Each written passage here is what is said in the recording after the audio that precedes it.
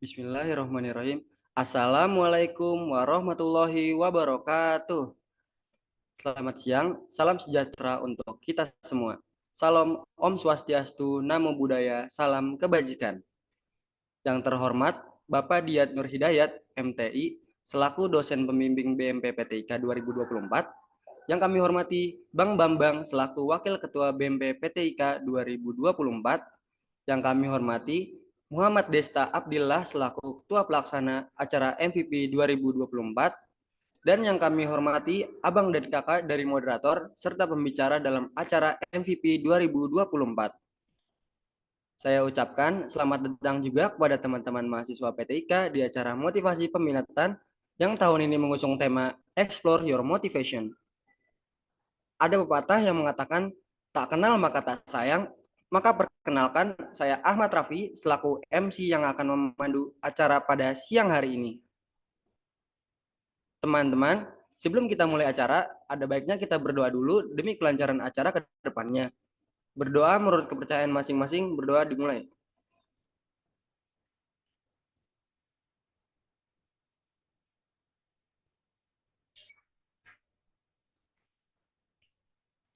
Berdoa selesai.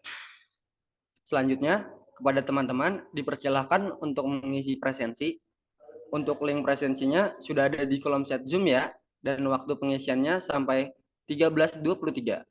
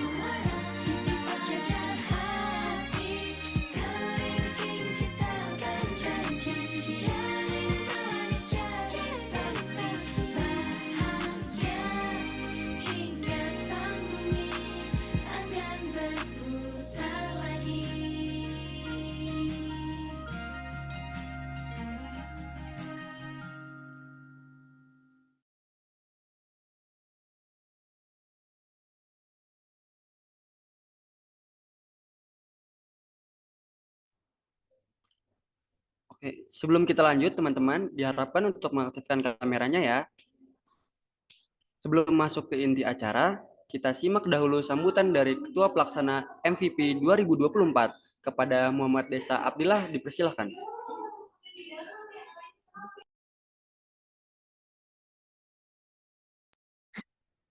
Baik, terima kasih buat MC. Oke. Assalamualaikum warahmatullahi wabarakatuh. Kepada yang terhormat para undangan, peserta, dan seluruh hadirin yang berbahagia. Puji syukur kita panjatkan kehadirat Allah Subhanahu wa Ta'ala atas rahmat dan karunia-Nya, sehingga kita dapat berkumpul di acara motivasi peminatan kali ini. Acara kali ini merupakan acara yang cukup penting bagi kita semua, terutama bagi para mahasiswa yang sedang berada di persimpangan jalan untuk memilih peminatan yang akan menuntun kita ke masa depan yang ditentukan. Saya selaku ketua pelaksana merasa sangat bangga dan terhormat dapat berada di sini bersama Anda sekalian. Sedikit menjelaskan, acara motivasi peminatan ini dirancang dengan tujuan untuk memberikan wawasan, inspirasi, dan pemahaman yang lebih mendalam tentang tiga bidang. Apa aja sih tiga bidang itu? Yang pertama ada rekayasa perangkat lunak, ada teknik komputer dan jaringan, dan terakhir ada multimedia. Maka dari itu, marilah kita manfaatkan kesempatan kali ini dengan baik, dengan mendengarkan pengalaman yang dibawakan oleh pembicara, dan kita juga dapat berinteraksi dalam sesi tanya jawab di akhir acara. Semoga dengan adanya acara ini, kita bisa memperoleh pandangan yang lebih jelas tentang peminatan yang sesuai dengan minat dan potensi kita masing-masing. Oh iya, tak lupa saya juga mengucapkan terima kasih kepada seluruh panitia, pembicara, moderator, dan semua pihak yang telah berkontribusi dalam menyelenggarakan acara ini. Semoga acara motivasi peminatan hari ini menjadi langkah awal yang bermanfaat bagi perjalanan pendidikan kita. Mungkin sekian dari saya. Wassalamualaikum warahmatullahi wabarakatuh.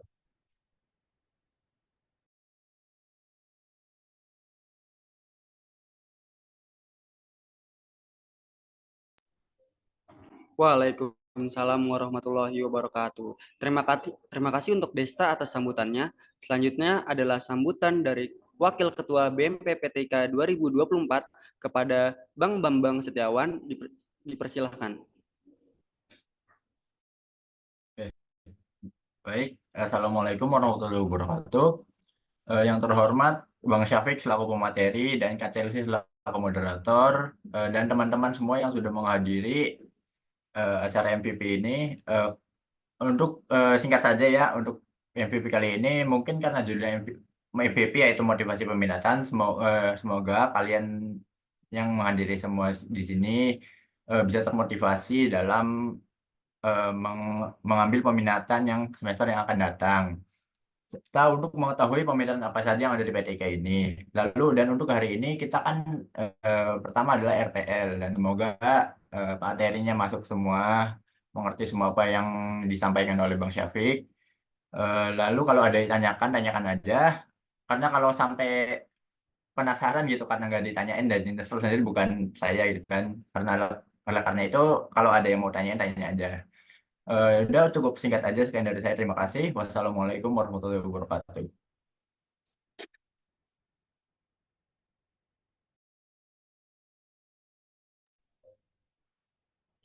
Waalaikumsalam warahmatullahi wabarakatuh. Terima kasih Bang Bambang atas sambutannya. Dan terakhir ada sambutan dari Bapak Diat Nur Hidayat MTI selaku dosen pembimbing PTIK. Kepada Bapak Diat kami persilahkan. Dikarenakan Bapak Diat sedang berhalangan untuk hadir pada acara MVP kali ini, selanjutnya kita masuk ke acaranya yaitu sesi materi. Tapi sebelum itu, dimohon teman-teman untuk mengaktifkan kameranya dan diharapkan untuk aktif bertanya di sesi tanya jawab nantinya ya. Oke teman-teman semua, bagaimana nih kabarnya? Semoga semuanya selalu dalam keadaan baik-baik saja ya. Terima kasih atas semangat teman-teman semuanya yang sudah menyempatkan hadir dalam acara MVP hari pertama ini. Insya Allah tidak akan hilang semangat kita dalam mencari ilmu ya teman-teman. Karena kedepannya kita semuanya akan mendapatkan informasi secara serta ilmu yang bermanfaat dari moderator dan pembicara kita yang inspiratif. Nah, siang hari ini adalah kesempatan bagi abang dan kakak dan teman-teman yang punya minat di bidang rekayasa perangkat lunak atau RPL. Penasaran banget kan sama materinya? Sebelum kita masuk ke materinya nih, kita kenalan dulu sama moderator siang hari ini yang pastinya keren banget nih. Penasaran gak nih siapa? Dimohon kakak operator untuk menampilkan CV terlebih dahulu ya.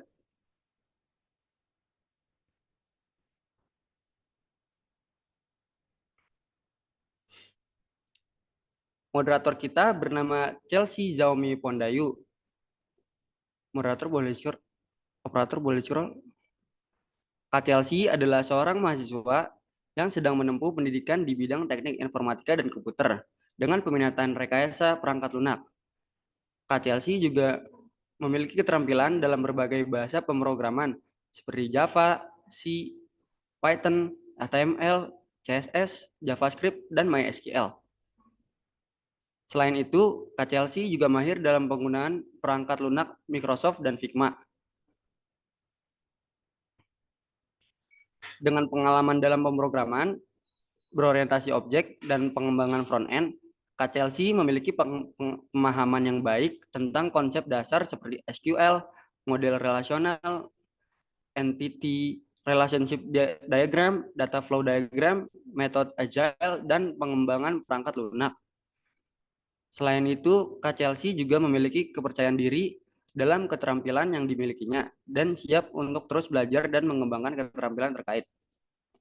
Kak Chelsea juga memiliki pengalaman dalam kepemimpinan, kolaborasi, dan keterampilan komunikasi melalui kegiatan relawan dan organisasi. Pendidikan terakhir Kak Chelsea adalah mahasiswa sarjana di Universitas Negeri Jakarta yang saat ini berada di semester kelima dengan IPK 3,73. Sebelumnya, ia lulus dari SMA Negeri 33 Jakarta dengan jurusan Matematika dan Ilmu Alam.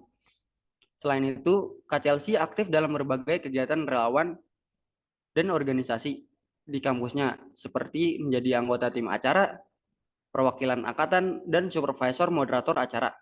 Dengan latar belakang pendidikan dan pengalaman yang dimilikinya, Kak Chelsea bisa dikatakan siap untuk berkontribusi dalam proyek-proyek yang membutuhkan keterampilan teknis dan kepemimpinan. Oke, itulah sedikit informasi dari moderator kita. Langsung aja kita sambut Kak Chelsea. Suara saya terdengar? Terdengar, Kak? Ya, halo semuanya. Selamat pagi, Selamat siang, Kak Chelsea. Bagaimana nih kabarnya? Iya, baik, alhamdulillah. Gimana ya, sih kabarnya baik? Ya. Berarti sekarang Kak Chelsea ambil peminatan RPL nih, Kak? Iya, RPL, betul. Boleh di-spill sedikit aja nggak sih, Kak? Peminatan RPL belajar apa aja tuh? Yang pastinya kita belajar ngoding ya, utamanya. Sendiri karena semester sebelum kita saja mengambil peminatan tuh udah diajarin kan. Jadi kita di peminatan itu lebih fokus ke proses pengembangan perangkat lunaknya seperti paradigmanya, metode-metodenya. Nah, kita tuh lebih fokus di sini kalau di proses pengembangan perangkat lunaknya kalau di RPL itu. Gitu sih sekilas, tapi kalau misalkan untuk lebih detailnya mungkin nanti kita bakal lebih banyak tahu dari pembicara kita hari ini sih ya. Boleh saya mulai aja berarti ya. Oke, makasih banyak ya, Kak. Karena teman-teman kelihatannya udah pada penasaran nih, Kak, sama peminatan RPL. Langsung aja deh kita masuk ke acara inti yang akan dipandu oleh Kak Chelsea. Kepada Kak Chelsea kami persilahkan. Baik, Assalamualaikum warahmatullahi wabarakatuh. Salam Om Swastiastu, Namo Buddhaya, salam kebajikan. Selamat siang teman-teman semua, selamat para hadirin sekalian yang saya hormati. Selamat datang di acara MVP alias Motivasi Peminatan. Perkenalkan saya Chelsea Zami Kondayu, yang pada hari ini akan berperan menjadi moderator selama beberapa menit ke depan di acara kita pada hari ini. Atas kehadiran para hadirin sekalian saya ucapkan terima kasih. Nah, pada hari ini kita di MVP akan membahas apa sih? Di MVP hari ini akan membahas tentang peminatan rekayasa perangkat lunak, di mana topik pembahasan kali ini sangat relevan dan penting ya, terutama bagi mahasiswa angkatan 2022-2023 yang ingin memilih peminatan, terutama yang berniat dan minat terhadap peminatan rekayasa perangkat lunak. Nah, acara ini diselenggarakan oleh Departemen Advokasi yang bertujuan untuk meningkatkan pemahaman yang dimiliki oleh para mahasiswa terkait peminatan RPL ini. Sehingga nantinya ketika sudah waktunya teman-teman untuk memilih peminatan, teman-teman tidak akan bingung ataupun ketakutan salah memilih, karena di MVP ini kita sudah menyediakan wadah bagi para teman-teman mahasiswa untuk mengenal lebih dalam apa sih jurusan peminatan RPL ini. Semoga acara yang berlangsung hari ini dapat memberikan wawasan dan pengetahuan baru bagi kita semua dan menjadi motivasi untuk meningkatkan minat para mahasiswa, para teman-teman hadirin sekalian mengenai peminat yang akan diambil. Nah, sebelum kita masuk ke sesi inti nih ya, ada baiknya kita kenalan dulu dengan pembicara pada hari ini. Boleh operator tolong di-share screen CV-nya.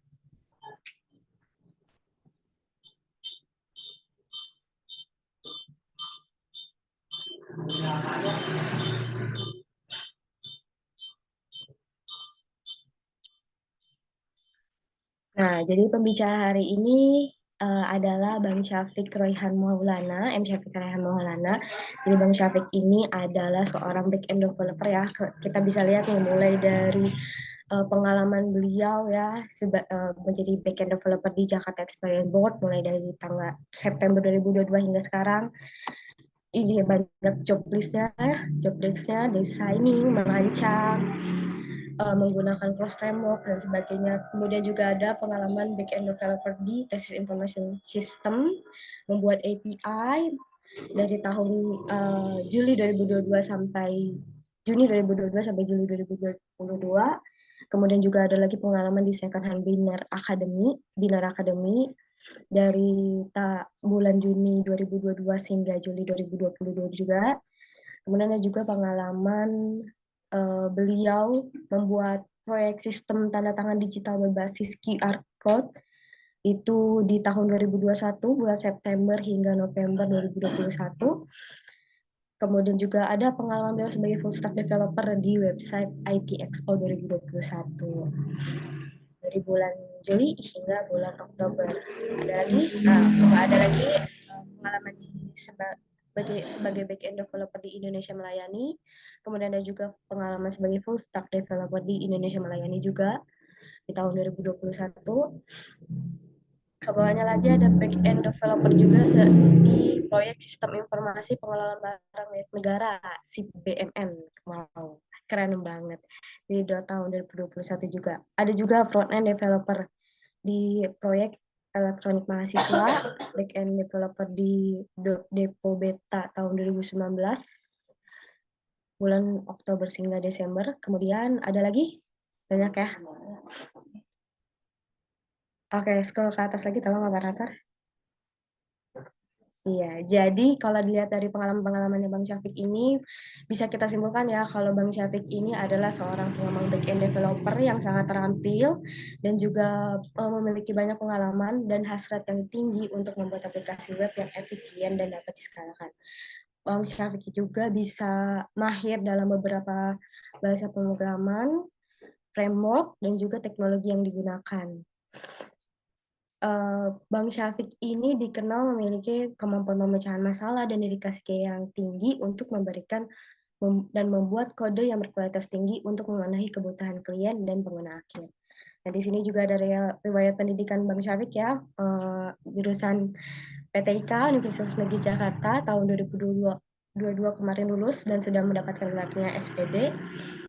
Kemudian ada juga di SMK Negeri 1 Slawi, jurusan Teknik Komputer dan Jaringan. Nah, ini ada prestasi-prestasinya juga.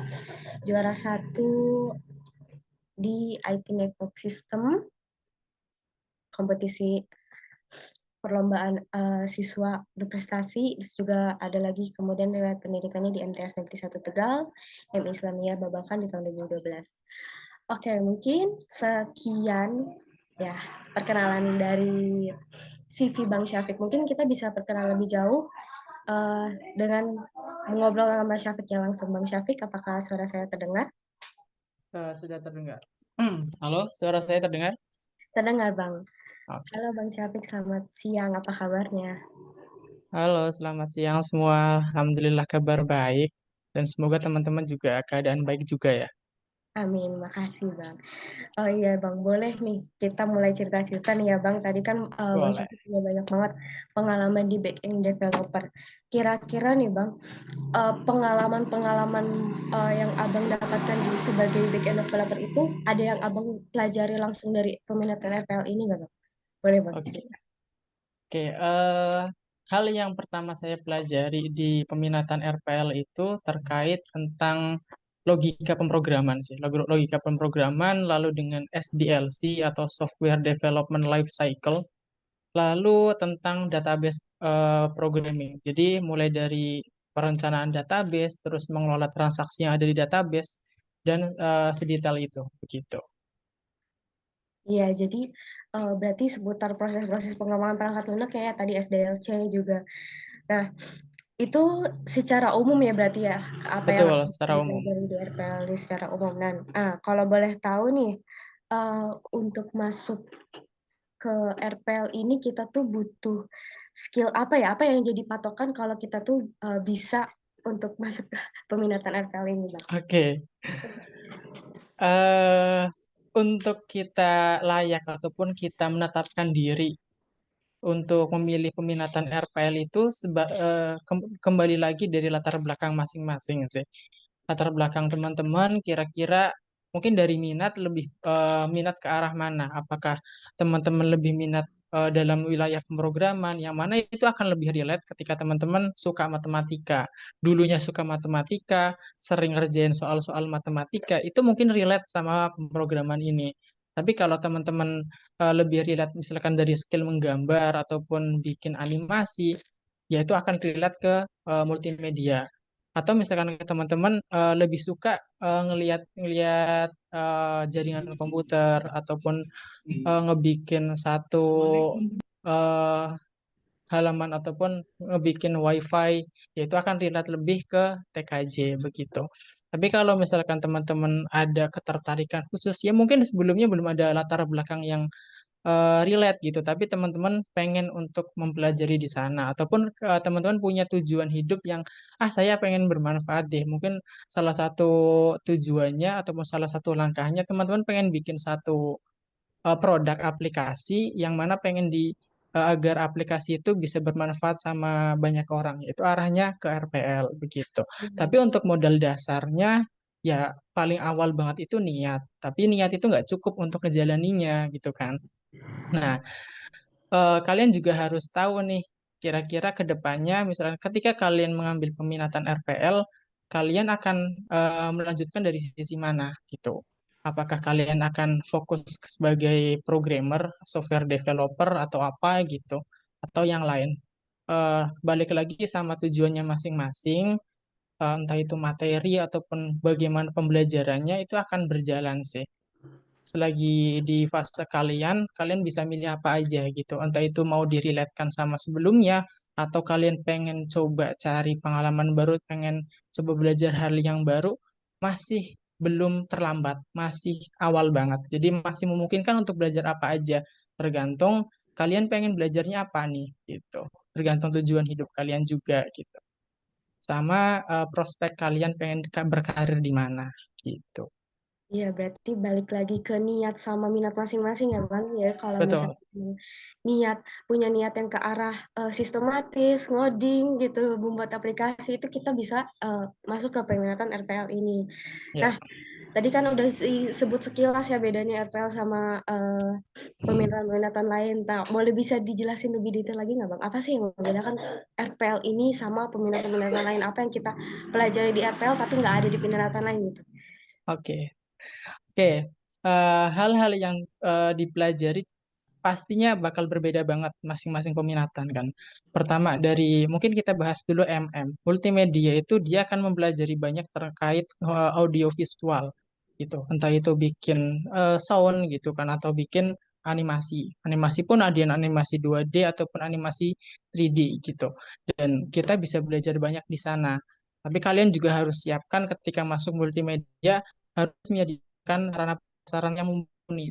Setidaknya ketika kalian belajar, kalian punya laptop ataupun komputer yang bisa menunjang pembelajaran itu. Karena cukup untuk masuk ke multimedia sepertinya harus memiliki komputer ataupun perangkat yang mumpuni juga. Karena kalau enggak akan terkendala. Walaupun ketika kalian punya laptop ya pasti ada fase keterkendalaannya. Tapi yang penting kalian harus optimal juga. Ya kalaupun kalian punya laptop ataupun komputer yang nggak mumpuni ya kalian harus bersabar aja gitu. Terus yang kedua tentang jaringan komputer atau TKJ, dia akan lebih mempelajari tentang sistematika jaringan, bagaimana kalian mendesain suatu topologi jaringan, apa sih yang cocok ketika kalian menghadapi permintaan harus mendesain ataupun harus menerapkan jaringan komputer di suatu tempat, instansi, ataupun pemerintahan, kira-kira kebutuhannya seperti apa gitu. Kalian harus menganalisis kebutuhan di lapangan, kemudian kalian harus juga menentukan lingkungan tersebut dan juga budgetnya gitu. Kalian juga harus merancang budget terkait pembuatan sistem jaringan komputer begitu. Di sana akan belajar banyak tentang pembagian IP, terus kemudian konfigurasi router, konfigurasi server juga belajar di sana gitu. Untuk TKJ ini untuk perangkatnya nggak terlalu se-high levelnya multimedia, tapi kalian juga harus belajar terkait perangkat-perangkat jaringannya, mulai dari router, switch, lalu access point juga kalian harus belajari. Dan kalian juga jangan lupa bahwa banyak perangkat itu yang punya konfigurasi berbeda. Dan juga yang harus jadi patokan adalah kalian harus tahu alurnya aja, kalian harus tahu prinsipnya. Ketika ada perbedaan konfigurasi itu hanya menyesuaikan aja. Yang penting prinsipnya kalian harus tahu. Nah, sedangkan di RPL ini mempelajari hal-hal yang menurut mungkin mungkin buat teman-teman yang lain itu membosankan ya. Karena hanya berurusan dengan kode ataupun hanya berurusan dengan kata-kata gitu. Itu kan yang lihatnya aja males gitu kalau orang-orang umum. Tapi bagi saya bahkan dari awal ya kenapa saya ambil di RPL juga alasannya itu simpel sih. Karena kalau kita buka codingan di tempat umum rasanya itu keren aja. Iya Iya. kan? Ya, ya simpel itu sih. Tapi balik lagi, waktu itu saya pengen ketika selesai dari kampus, saya pengen ada satu produk yang bisa digunakan oleh kampus, yang bermanfaat oleh teman-teman semua pada waktu itu. Jadi ya saya akan relate di pemrograman RPL. Dan apa sih yang dipelajari di sana? Tadi saya sudah sempat saya sampaikan bahwa di sana akan belajar pemrograman dari mulai di waktu itu saya pernah pelajari bahasa C, terus Java, lalu di PHP dan juga JavaScript sempat sedikit. Tapi balik lagi, bahasa pemrograman ini kan cukup banyak ya, cukup kompleks juga. Nggak mungkin semua pemrograman disampaikan di kampus. Bahkan kemampuan dari dosen pun memiliki waktu yang terbatas untuk menyampaikan itu semua. Maka dari itu, kita nggak boleh menutup diri untuk belajar dari luar gitu. Waktu itu juga saya belajar di cukup banyak referensi, mulai dari internet, YouTube, di Google, Stack Overflow, bahkan ke abang-abang tingkat waktu itu. Waktu itu saya belajar di angkatan 2016. Saya angkatan 18, saya belajar di abang-abang angkatan 16 seperti itu.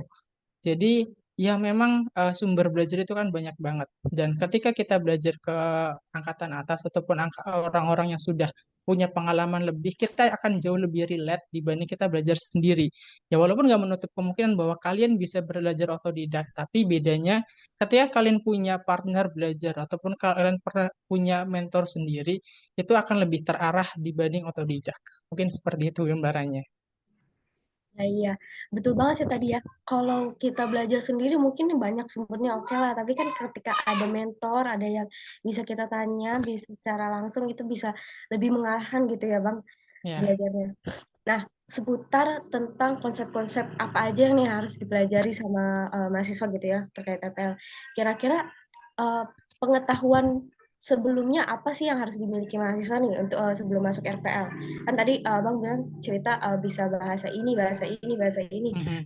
Nah, boleh diceritain lagi nggak apa aja konsep-konsep yang bakal harus dipelajari sama mahasiswa ini kalau misalnya mau otodidak kayak gitu? Konsep yang harus teman-teman pahami itu adalah algoritma pemrograman. Kalau nggak algoritmanya aja, mungkin kalian juga udah pelajari itu di semester awal lah ya. Algoritma pemrograman, konsep pemrograman itu kalian sudah pelajari. Ya, sesimpel kalian harus mau ataupun suka menyelesaikan masalah. Ketika ada satu masalah, kalian coba rinci ataupun bangun secara sistematis bagaimana penyelesaiannya itu udah cukup. Sesimpel itu udah cukup, tapi itu baru landasan awal. Nah, landasan yang lain itu kalian harus mau untuk belajar terus gitu. Kalian mungkin di awal-awal bisa belajar bisa belajar PHP, bisa belajar HTML, CSS, tapi di dunia kerja nantinya itu nggak semuanya kan relate gitu. Kalian mungkin harus belajar bahasa baru, kalian juga harus akan menerapkan teknologi yang mungkin kalian sebelumnya belum pelajari gitu. Tapi ketika di dunia kerja kalian dipaksa untuk mau menerapkan, bahkan tahu aja belum nih gitu. Tapi kalian harus belajar untuk menerapkan. Nah, apa bekal yang harus kalian punya sebelum masuk ke RPL? Yaitu adalah bekal bahwa kalian akan haus untuk belajar. Karena nggak dipungkiri bahwa demand di teknologi tinggi, tapi perkembangannya juga nggak kalah cepat gitu. Sekalinya kalian berhenti belajar, ya kalian akan tertinggal dengan teknologi itu sendiri. Begitu. Jadi ya kalian harus mau untuk belajar terus. Tapi kalau buat teman-teman yang suka untuk belajar ngulik sesuatu, menyelesaikan masalah atau bikin produk, itu akan seru banget sih ketika masuk RPL, bisa ngoding dan juga bisa bikin suatu sistem aplikasi itu akan seru sih. Bener banget tadi ya, kita harus haus belajar gitu ya, karena kan Betul. perkembangan teknologi cepat banget ya. Misalnya nih, tahun depan udah ada ganti bahasa baru lagi, kayak gitu. Kan untuk pemrograman web ada bahasa baru lagi atau frameworknya ada baru lagi, versi baru. Ya, Nah, kita harus bisa beradaptasi nih sama perkembangan teknologi. Harus mau belajar ya, harus terus haus akan ilmu gitu ya, Bang. ya, Nah, boleh deh kita lanjut ke pertanyaan berikutnya. Kan di RPL ini ada yang namanya UI UX. Sebenarnya ini lebih ke MM sih ya. UI UX ya, ini ke MM. Cuman di RPL juga ada ya. Tadi sama pengalamannya Bang Syafiq juga ada tuh sebagai front end developer. betul. Ya, itu ada tuh terkait UI UX. Nah, boleh diceritain apa sih UI UX ini? Kita belajar di RPL tuh UI UX-nya kayak gimana gitu. Oke. Sebetulnya di RPL nggak membahas detail tentang UI UX karena itu sudah masuk ke ranah multimedia begitu. Cuman untuk sebagai apa ya istilahnya itu prospek karir ke depan itu kan ada front end developer gitu, yang mana front end developer itu ada kaitannya dengan interaksi dengan pengguna begitu. Nah, selagi kalian belajar tentang front end developer, bagaimana codingannya, bagaimana teknologi yang digunakan, kalian juga bisa sekalian belajar tentang UI UX kalian karena apa yang kalian buat itu ya balik lagi akan digunakan oleh pengguna. Nah, penggunanya itu kan bisa bermacam-macam ya. Bisa bermacam-macam segmentasinya dari orang tua, anak muda, bahkan anak kecil. Tergantung aplikasi itu dibuat untuk siapa gitu. Nah, ketika kalian bikin aplikasi, itu akan disesuaikan tuh kebutuhannya dengan pengguna gitu. Maka dari itu, seorang front-end developer pun sedikit-sedikit harus tahu tentang UI UX. Nah, pertanyaannya apa sih itu apa itu UI UX gitu kan ya? Nah, UI UX itu kan dari dua segmen yang berbeda ataupun dua bidang yang dijadiin satu, UI dan UX.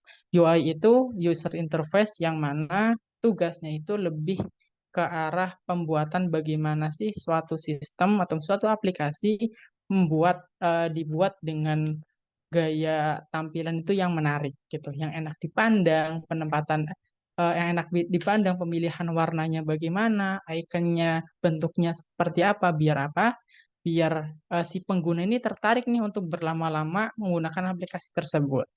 Nah, sedangkan UX itu singkatan dari user experience ya. User experience itu lebih ke arah bagaimana sih pengguna ini nyaman untuk menggunakannya, mudah ketika menggunakan aplikasi. Contohnya, contoh konkretnya itu aplikasi BCA. Aplikasi BCA itu ada dua ya. Ada BCA yang klik BCA atau satunya My BCA kalau nggak salah. Soalnya saya nggak pakai BCA. Intinya ada dua aplikasi. Kenapa pernah ditanya CEO-nya, kenapa sih aplikasi BCA ada dua, sedang bank-bank lain itu cuma ada satu? Ya, karena segmen BCA masih banyak digunakan oleh orang-orang yang tua ataupun orang-orang yang berumur. Jadi mereka itu lebih suka menggunakan aplikasi ya sekedar fungsionalitas saja. Jadi nggak perlu tampilan yang baik-baik. Yang penting fungsinya jalan dan mereka senang pakainya. Nah, jadi seorang UX designer ataupun UX writer atau apa itu harus memperkirakan kepada siapa aplikasi ini diperuntukkan. Yang kedua itu penempatan lokasi tombol, lokasi search ataupun lokasi icon-icon itu di mana gitu. Biar ketika kita pakai orang ini nyaman. Misalkan lokasi back ini harusnya di sebelah kanan atas biar gampang gitu. Atau lokasi enter itu sebaiknya di pojok kanan bawah biar gampang. Nah, itu tugasnya seorang UX designer gitu. Baru flow-nya itu dari pertama itu UX researcher. Jadi seorang UX researcher itu tugasnya untuk mencari kira-kira penggunanya kan siapa dan bagaimana sih kenyamanan pengguna itu. Terus yang kedua, ketika sudah jadi UX researcher-nya, dia akan membuat UX design gitu. Jadi lokasi-lokasi tombol, lokasi searching itu ditempatkan. Baru setelah itu akan diberikan ke UI designer. Jadi dengan posisi seperti itu, kira-kira tampilan yang enak dilihat itu kayak gimana? Nah, itu tugasnya UI, baru setelah UI dia akan diterjemahkan menjadi codingan. Itu tugasnya front end developer. Begitu. Kalau kita ikuti runtutan aplikasi yang settle ya, seperti itu. Jadi itulah perbedaannya dan begitulah flow kerjanya. Begitu. Baik, tadi ya pertama kita UX itu kan untuk mengatur keefektifan kenyamanan pengguna gitu dalam Betul. menggunakannya, sedangkan UI itu adalah fokus di mana kita sebagai front end developer bisa membuat pengguna ini nyaman, tertarik gitu ya menggunakan aplikasi kita seperti itu. Memang UI UX ini lebih cenderungnya ke MM, cuman kalau misalkan dari kita nih ada yang mau pilih ke jalurnya itu fokusnya ke front end developer, kita juga harus tahu ya tadi ya Bang. Betul. Oke. Nah, ngomong-ngomongin soal proyek nih, kan tadi Abang banyak ya pengalaman proyek-proyeknya. Boleh diceritain nggak nih, apa aja sih tantangan yang pernah dihadapi selama mengembangkan proyek itu? Mau jadi back end, kayak jadi full stack, kayak jadi front end gitu, apa aja tantangan-tantangannya? Tantangan masing-masing project itu ada ya. Jadi setiap project itu tantangannya unik karena aplikasi itu kan dibuat untuk pemecahan masalah yang berbeda. Itu uniknya di sana. Jadi masing-masing project itu akan unik. Mungkin saya akan cerita ke project pertama deh. Project pertama yang saya ambil, kalau nggak salah, yang mungkin berkesan di awal itu adalah Elmawa, elektronik mahasiswa, yang mana itu adalah suatu project ataupun suatu aplikasi yang pada waktu itu diinginkan untuk menjadi pengganti ataupun pembantu admin di FT, administrasi di FT gitu. Jadi bisa didigitalisasi menggunakan aplikasi elektronik mahasiswa itu. Nah, di sana itu di awal saya itu diajak sama kawan saya untuk mengembangkan aplikasi itu atas permintaan dosen, salah satu dosen. Mungkin dosennya masih ada sampai sekarang, namanya Bu Irma. Bu Irma minta teman saya untuk cari tim. Nah, pada waktu itu saya diajak sama kawan saya nggak sengaja gitu. Dan saya sesimpel langsung mengiyakan. Padahal waktu itu saya belum ada pengalaman bikin project sama sekali. Karena latar belakang saya sebelumnya adalah TKJ. TKJ itu ya belum pernah ngoding, tapi kan dia konfigurasi, tapi akan beda dengan ngoding. Konfigurasi sama ngoding itu dua hal yang berbeda. Jadi ya saya nggak punya pengalaman apa-apa, saya cuma pengen bisa ngoding aja, kemudian ya udah saya ambil gitu. Kebetulan teman saya yang mengajak itu dia udah punya pengalaman sebelum, jadi ya saya nggak ada masalah gitu. Akhirnya saya ambil, saya coba belajar di sana by project gitu kan ya. Ya memang effortnya cukup banyak gitu ya. Kalian harus research tentang teknologi yang digunakan, langsung gimana gimana akhirnya menyesuaikan dengan kebutuhan aplikasi juga. Dan itulah yang membuat saya akhirnya senang juga ya jadi programmer gitu. Dan di sana saya menggunakan teknologi Coordinator 3 waktu itu. Masih 3, saya belajar sama kawan saya sampai akhirnya selesai juga proyeknya. Terus setelah itu saya magang di Kemenristek yang mengerjakan proyek SIP BMN, Sistem Informasi Pengelolaan Barang Milik Negara yang digunakan oleh Kemenristek pada waktu itu. Sekarang namanya BRIN ya, Badan Ristek Inovasi Nasional begitu. Saya sebelumnya saya sebagai front end, terus saya pengen menantang diri sebagai back end. Gimana sih rasanya jadi back end gitu. Akhirnya saya coba ambil job desk sebagai back end, belajar juga dari awal lagi. Ternyata saya lebih nyaman jadi back end. Nggak harus nggak harus menyesuaikan lokasi tombol lah, itu akan ribet banget sih. Bikin chart lah, itu saya agak lebih lama mengerjakannya dibanding saya full dari back end, dan ternyata saya lebih nyaman di sana gitu.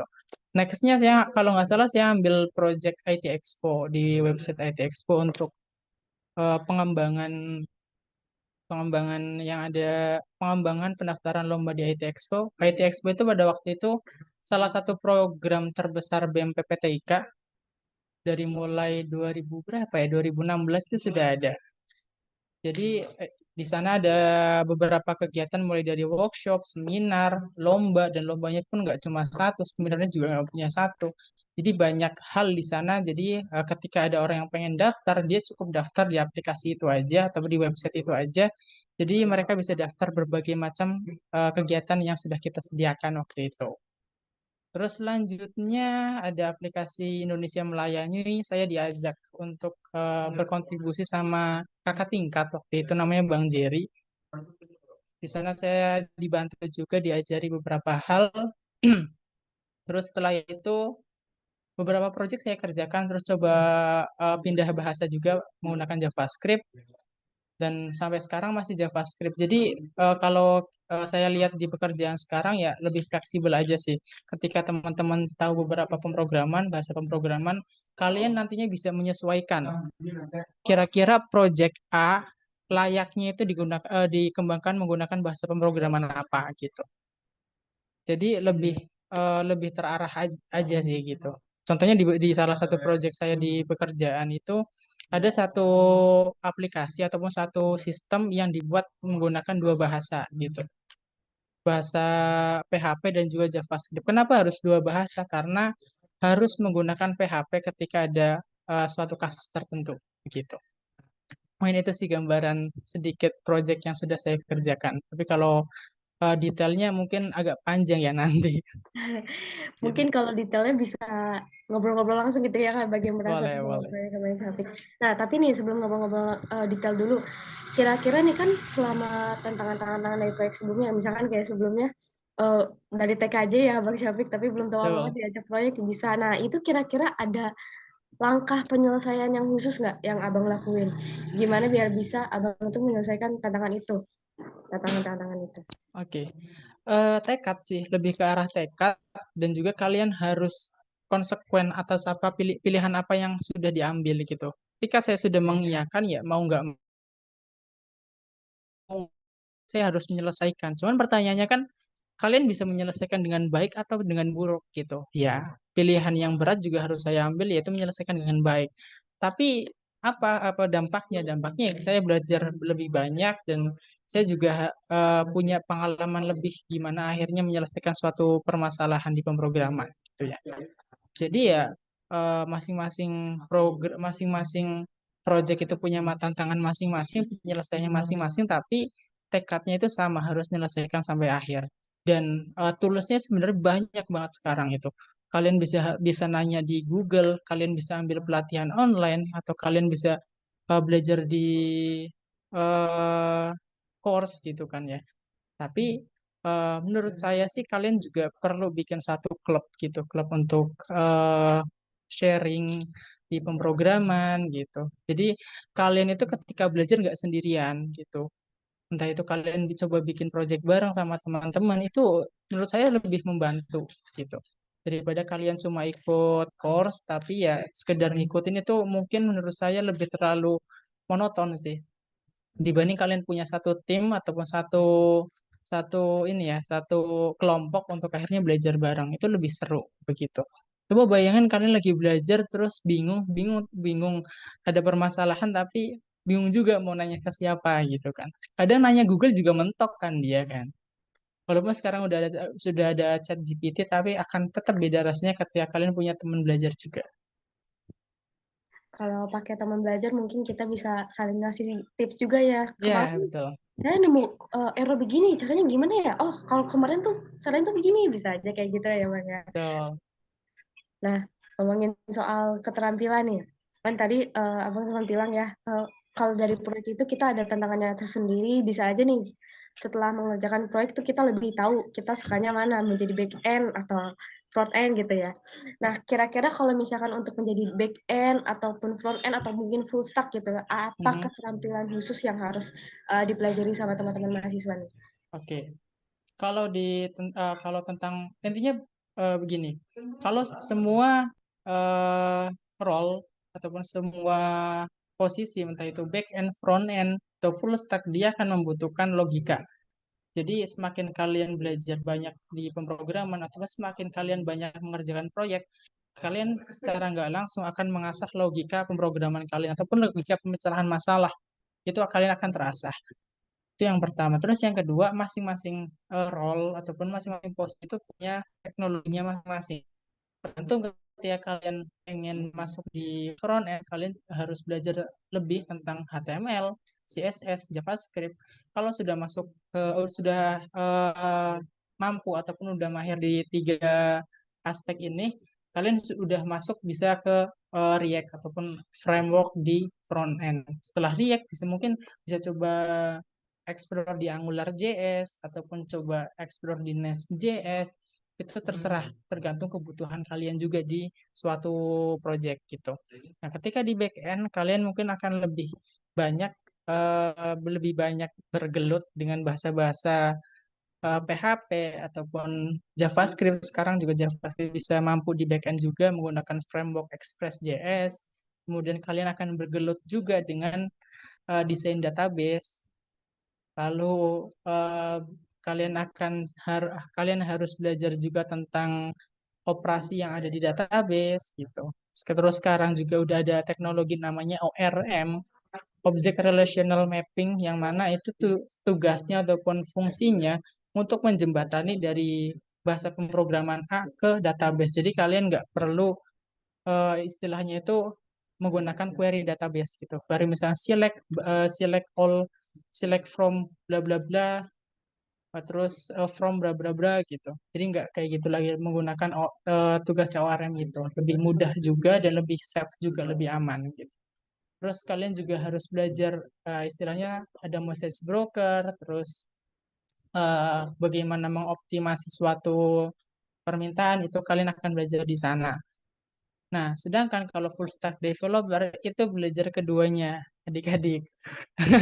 Oke, tapi sekarang kan sudah ada framework Laravel ya.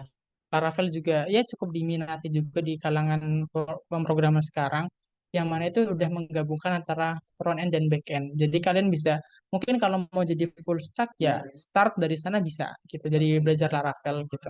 Karena waktu itu juga saya belajar full stack di Laravel juga, tapi yang memang terbatas gitu, nggak bisa jadi front end yang mahir banget ataupun back end yang mahir banget, enggak, tapi untuk start bisa dari sana gitu. Kalau mau mahir banget ya kalian harus pelajari masing-masing teknologi front end dan juga masing-masing teknologi back end begitu. Dan nextnya ketika kalian udah mahir di awal, kalian bisa explore apa aja sesuai dengan kebutuhan project kalian atau kebutuhan dunia kerja kalian gitu. Ya bisa jadi ya. Tadi ya kalau mau full stack tuh Laravel banget, bisa membantu banget sih bagi yang baru Ya, belajar gitu ya. Iya, saya juga kemarin belajar Laravel pertama kali tuh. Ya ya. bisa lumayan ngerti deh. Oh, full stack tuh begini, backend tuh begini, bisa digabung sekalian. Sekarang udah Laravel 11 ya? Iya, udah terbaru lagi, Wow, Bang. cepat Iya. banget tuh Laravel itu. Iya, berkembangnya cepat banget ya, berubahnya lagi. Nah, Ya, balik lagi ke yang tadi ke Bang Cepet bilang ya, harus harus selalu haus ilmu gitu. Jadi kalau ada framework baru, ada teknologi baru, kita jangan sungkan untuk belajar lagi. Nah, tapi kalau misalnya ngomongin soal belajar nih, kan sebenarnya banyak ya bahasa pemrograman itu, Ya, banyak teknologi juga gitu ya. Nah, kira-kira ada cara khusus nggak nih buat Bang Syafiq mempelajari teknologi-teknologi ini? Keterampilan apa yang Abang gunakan gitu, apa yang Abang latih biar bisa belajar coding dengan baik gitu? oke. Untuk belajar coding dengan baik itu nggak jauh beda dengan ketika kalian belajar sih. Jadi kalian harus menyesuaikan kenyaman belajar kalian itu bagaimana. Tapi kalian juga harus disiplin ketika belajar. Ketika belajar, ambillah, misalkan kalian udah komit mau belajar nih, ya mau nggak mau kalian harus apa ya, mengistirahatkan handphone kalian. Kalian harus fokus pure untuk belajar. Tapi ya ketika kita belajar, kita harus tahu batasan juga. Ya, mungkin 40 menit belajar fokus, setelah itu istirahat. Tapi ya jangan istirahatnya 4 jam, terus belajarnya 4 menit juga gitu. Tapi juga harus kalian atur gitu. Balik lagi ketika kalian kalian itu udah punya tekad untuk mengerjakan sesuatu atau ingin berkembang di suatu bidang, ya kalian harus banyak belajar sih. Istilahnya tuh nggak ada makan siang gratis sih. Ya mas, ini nggak nyindir sama sama sekali ya. Maksudnya nggak ada makan siang gratis untuk akhirnya kalian mendapatkan itu. Ya balik lagi pasti ada harga yang harus dibayar. Tapi tidak semua harga itu ada labelnya. Untuk kalian mahir itu kalian juga harus belajar apa sih harga yang harus dibayar. Ya kan harus membayar dengan waktu. Kalian harus membayar dengan tenaga kalian. Kalian harus membayar dengan tekad kalian. Ya nggak ada uang di sana. Mungkin ada beberapa uang, cuman ya tetap aja ketika kalian membayar suatu kursus, ambillah, kalian juga harus meluangkan waktu, meluangkan tenaga, meluangkan pikiran untuk fokus di sana. Kalau kalian nggak meluangkan itu, ya percuma juga. Kalian nggak akan masuk juga, kalian juga nggak akan mendapatkan hal yang kalian inginkan dengan maksimal gitu. Jadi ya belajar itu penting banget sih. Entah itu ambil peminatan apa, ketika kalian nggak mau untuk belajar ya kasihan juga sih buat diri kalian sendiri begitu. Intinya tuh kalau udah komitmen memilih sesuatu, kita harus komitmen juga untuk belajar gitu ya, harus Betul. fokusnya ditingkatkan, disiplinnya juga. Nah, pokoknya bagi teman-teman yang mungkin udah mulai timbul pertanyaan-pertanyaan, boleh ya disiapkan nanti saat sesi pertanyaan, boleh banget ditanyakan ke Bang Syafiq. Nah, kan tadi kita ngomonginnya tuh hard skill ya, pengetahuan codingnya. Nah, kira-kira sebagai developer, sebagai mahasiswa RPL gitu, ada nggak sih soft skill yang harus kita pelajari gitu? Etika-etika atau keterampilan-keterampilan lain di luar coding yang harus kita pelajari, yang harus kita miliki sebagai developer atau mahasiswa RPL? Boleh diceritakan? Oke. Yang paling penting banget itu adalah komunikasi, teman-teman. Dan tapi komunikasi di sini itu nggak sebatas kalian ngobrol aja. Soft skill komunikasi itu nggak sebatas kalian ngoceh aja, bukan. Kalian harus bisa menyampaikan sesuatu sesuai konteks dan sesuai situasi. Gimana itu dipelajari? Pertama, kalian harus sering berdiskusi. Tapi diskusi itu juga kalian harus punya isi pikiran kalian untuk didiskusikan bareng teman. Ketika kalian ikut diskusi tapi cuma diem aja, artinya bukan diskusi tapi pendengar, gitu kan. Nah, untuk kalian mendapatkan materi yang bisa kalian bawa di diskusi, dari mana? Ya dari belajar. Belajarin dari mana? Macam-macam, dari buku bisa, dari internet bisa, dari video juga bisa, ataupun dari yang lain gitu. Ya memang komunikasi itu kan ketika kita menyampaikan sesuatu kepada orang tertentu ataupun orang banyak gitu. Tapi kan ada hal yang ingin kita komunikasikan. Pertama kita harus mahir terkait apa yang kita ingin komunikasikan. Yang kedua baru skill komunikasi dan etika. Kalian harus banyak-banyak melatih komunikasi kalian, bagaimana kalian mengucapkan dengan lancar dan menghormati orang lain. Dan skill itu bisa tidak kalian dapatkan melalui kegiatan bermasyarakat ataupun kegiatan berorganisasi. Ketika kalian, oke lah kalian udah mahir di dunia pemrograman, tapi kalian hidupnya itu di depan komputer aja, ya kalian akan jadi programmer yang saklek gitu. Oke, kalian bisa masuk di suatu instansi gede, tapi belum tentu untuk bertahan di sana gitu. Saya sering bilang ini ke murid saya pada waktu itu, hard skill itu akan menghantarkan kalian ke suatu pekerjaan ataupun ke suatu company. Tapi untuk kalian bertahan di sana, kalian perlu soft skill. Soft skill untuk bermasyarakat, soft skill untuk berkomunikasi. Karena balik lagi, ketika kalian mengerjakan sesuatu, kalian juga harus mengkomunikasikan itu ke orang lain, entah itu klien, entah itu atasan kalian, ataupun ke rekan kerja kalian. Ketika kalian punya itu, ya itu akan lebih bagus. Dan skill komunikasi pun sama, kayak skill-skill hard skill yang lainnya. Jadi kalian tetap harus belajar itu, begitu. Itu yang pertama. Dan yang kedua, kalian setidaknya harus bisa meleader ataupun punya skill leadership. Ketika kalian diberikan suatu tanggung jawab, kalian juga harus komit mengerjakan itu, apapun resikonya, gitu. Dan bisa mengerjakan itu mungkin ya ada beberapa kasus kalian nggak bisa menyelesaikan dengan baik. Nah, ketika kalian nggak bisa menyelesaikan dengan baik, kalian juga harus bertanggung jawab atas itu. Itu skill leadership yang harus kalian miliki, yang harus mungkin semua role itu harus miliki. Jadi kalian nggak lempar batu sembunyi tangan, tapi kalian harus mempertanggungjawabkan apapun tugas yang sudah diberikan ke kalian, entah itu hasilnya baik ataupun hasilnya kurang baik.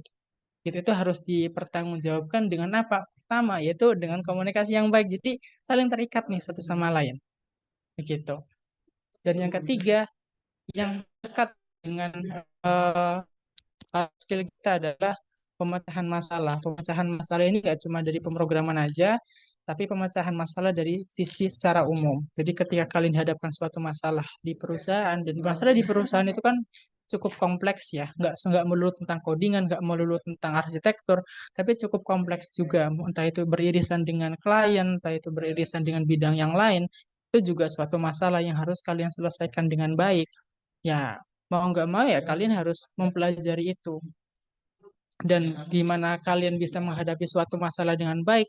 Pertama, kalian harus komunikasi dengan bidang terkait, ya kan? Kalau kalian nggak mengkomunikasikan dengan baik, ya masing-masing aja, mas saling saling senggol-senggol, saling nggak mau terbuka satu sama lain. Dan yang kedua, akan terkait juga ke leadership. Bagaimana kalian, ketika kalian sudah ada project, ya udah mau nggak mau, ketika ada beririsan dengan bidang yang lain atau dengan orang eksternal, kalian juga harus bertanggung jawab untuk menyelesaikan itu, begitu. Jadi mungkin mungkin pertama komunikasi, yang kedua leadership, dan yang ketiga adalah pemecahan masalah. Itu yang basic yang harus kalian kuasai ataupun harus jadi bekal kalian ketika kalian akan masuk ke dunia kerja. Nggak cuma hard skill aja. Untuk kalian bertahan di suatu instansi atau di suatu perusahaan, kalian perlu soft skill. Ataupun bahkan ketika kalian mau dipromosikan naik jabatan, ya bukan karena hard skill aja, tapi karena soft skill. Sebagus apapun skill kalian di pemrograman, sebagus apapun skill kalian di hard skill, tapi ketika kalian nggak bisa punya soft skill itu, ya tetap aja di posisi yang sama. Dan soft skill itu nggak melulu tentang tiga hal itu, tapi tekad, kemampuan belajar dengan cepat, semangat yang tinggi itu juga masuk ke soft skill. Jadi ya sesimpel jadi orang yang baik aja gitu. Jadi orang yang baik dari sisi manapun, dari sisi hard skill, dari sisi soft skill juga. Gitu. Dan itu apakah mudah? Tentu tidak. Tentu tidak. Kalian juga harus mempelajari, terbuka sama banyak hal gitu. Begitu sih.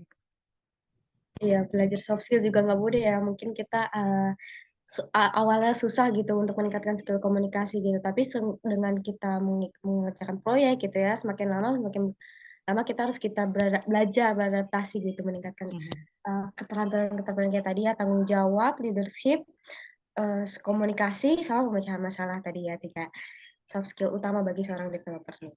Nah, sekarang kita masuk ke portofolio nih, Bang. Kan sebagai developer, apalagi nanti lulusan PTIK, pasti harus kalau melamar pekerjaan kita harus bikin portofolio ya. Yap. Kira-kira nih, portofolio, komponen-komponen apa aja yang harus kita taruh di portofolio ini dan penting gitu ya untuk kita tonjolkan di dalam portofolio. Oke. Eh, ini portofolio-portofolio yang bisa kalian cantumkan di CV kalian yang ataupun portofolio yang bisa kalian banggakan itu adalah portofolio-portofolio terkait dengan bidang yang kalian minati. Misalkan kalian masuk RPL ya, ambillah berikanlah portofolio atau buat portofolio yang relate sama ke RPL-an gitu. Misalkan dari aplikasi, bikin aplikasi, terus entah itu jadi front end, back end ataupun database engineer, ya itu bisa kalian tonjolkan gitu. Ataupun dari aplikasinya pun nggak harus langsung udah kompleks banget ya, misalkan jadi freelancer enggak juga gitu. Tapi aplikasi-aplikasi simple di tugas kalian, yang mungkin ada ya namanya mata kuliah pemrograman web, terus ada manajemen project, terus apa sih namanya? Intinya project yang bikin suatu aplikasi, kalian buat sebagus mungkin menurut kalian aplikasinya, lalu munculkanlah itu di CV kalian. Tapi kalian juga ketika ngebikin project harus kontribusi secara penuh. Untuk apa? Untuk ketika kalian ditanya di CV, kalian bisa menjawab sesuai pengalaman kalian. Beda cerita ketika kalian kontribusinya masih 50-50, tapi ketika di wawancara ataupun ditaruh di CV ya kalian hanya menjelaskan ya 50-50 juga gitu. Jadi ketika ada project yang berbau ataupun berhubungan dengan minat kalian, berikanlah 100% di sana. Maka kalian akan mendapatkan dampaknya nggak cuma sekarang, tapi kalian akan mendapatkan dampaknya di next step kalian juga gitu. Jadi apapun yang berkaitan dengan peminatan kalian, kalian bisa tonjolkan di sana. Dan kalian bisa katakan banyak hal di sana ketika kalian diwawancara ataupun masuk ke suatu instansi gitu. Jadi kita harus masukin aja gitu ya, mungkin bikin aplikasi web sederhana gitu, masukin aja gitu ke portofolio gitu ya. Betul. Tapi kalau misalkan dari sekian banyaknya ini, jadi lebih baik kita masukin semua website yang, atau aplikasi gitu, perangkat lunak yang pernah kita buat, atau ada triksnya nggak? Gimana biar kita nih bisa menonjolkan portofolio kita menarik gitu. Oke. Oke, mungkin misalnya kalian punya pengalaman atau punya proyeknya sekitar 5 ke atas, ya kalian harus filter itu. Oke, jangan semuanya kalian masukkan. Pasti ketika semuanya kalian masukkan, tapi eskalasinya ataupun skala proyeknya sama, ya itu akan jadi hal yang membosankan juga. Nah, tapi kalau kalian punya portofolio masih di bawah 5, kan semuanya nggak apa-apa gitu, nggak ada masalah. Tapi kalian juga ketika diwawancara, kalian harus ceritakan versi yang berbeda. Jangan masing-masing project ceritanya itu sama gitu. Tapi kalian harus menggali gimana caranya kalian mengkomunikasikan itu dengan menarik gitu. Nah, apa sih project-project yang menurut saya itu menarik ataupun layak untuk ditampilkan, ditonjolkan banget di CV? Yaitu project-project yang pertama itu adalah project yang nggak sekedar jadi, tapi digunakan oleh masyarakat. Itu harus kalian tonjolkan. Oke. Terus yang kedua, project yang 100% fungsinya itu sudah selesai. Walaupun belum dipublish ataupun nggak digunakan secara layak, nggak digunakan secara langsung atau masih masih di dalam repository kita gitu. Itu nggak masalah gitu. Kalian kalian publish ataupun diterterakan di dalam CV gitu. Dan yang terakhir adalah project yang menurut kalian itu menarik banget. Ini dari sisi subjektif ya. Subjektif kalian, menurut kalian ini saya punya pengalaman yang unik nih di sini. Ya udah kalian tonjolkan aja. Jadi ini subjektif kalian, tapi kalian harus bisa menjelaskan kenapa sih itu menarik banget buat kalian gitu. Itu tiga tiga aspek yang menurut saya menjadi landasan project mana aja yang layak untuk kalian masukkan ke CV kalian gitu. Kalau kalian punya masih masih sedikit, ya udah nggak apa-apa masukin aja semuanya. Tapi kalau kalian udah punya banyak, harusnya sih kalian harus bisa kurasi projectnya agar hanya beberapa aja yang masuk. Tapi ketika kalian wawancara ataupun kalian ditanya ya bilang aja bahwa ini nggak semua project saya masukkan, tapi 5 project ini yang paling menarik bagi saya gitu. Gitu. Jadi diutamakan tuh yang memang sudah digunakan, yang sudah jadi, dan yang memang kita secara subjektif tuh punya pengalaman menarik gitu. Jadi yang bisa kita Betul. ceritakan, boleh, boleh. Oke, kan tadi kan kita udah ngomongin proyek ya, udah ngomongin pengalaman. Nah, kalau misalkan pengalaman yang terkait dengan mahasiswa RPL tuh biasanya PKM, PKL. Betul. Boleh nggak nih Bang diceritain apa sih pengalaman PKM sebagai mahasiswa RPL, PKL sebagai mahasiswa RPL? Boleh diceritakan nih Bang? Saya itu PKM di SMK 26 Jakarta. Itu di Rawamangun juga, dekat di samping Arion lah, dekat Arion. Saya PKM di sana.